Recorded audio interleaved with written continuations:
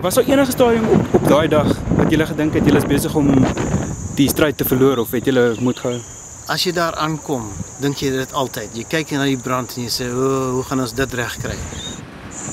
Jy vind jouself in 'n situasie wat jy eintlik nie in moet wees nie, maar jy doen dit in alles wat hulle sê jy nie moet doen nie.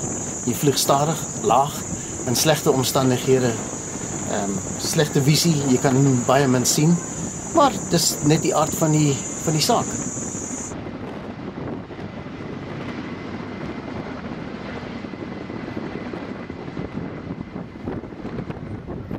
In elk geval enigiets verkeerd gaan, kan ons die emmer laat val hier. As hy so vassit in 'n As jy 'n draad klap of enigiets of 'n boom dat jy vashaak, kan jy alles, hy los die haak onmiddellik hieronder en alles val af. Dis die Bambi buckets, soos ons gebruik. 1225 liter water. Ons skep die water enige plek waar ons kan. Enige dam, enige rivier, enige water, ons kan dit van die see ook optel. Maar ons verkies om vaswater te vat, want ons sit 'n seep by die water. En die seep los nie op in die soutwater nie. Hoe word 'n mens wat noem dit brandbestryders vlieënier?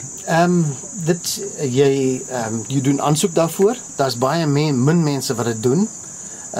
Het is seker iets wat jou aantrek of jou aanlok. Daar's baie mense wat kom, kyk, probeer en hulle bly nie. Hulle gaan weg. Dit pas jou of dit pas jou nie.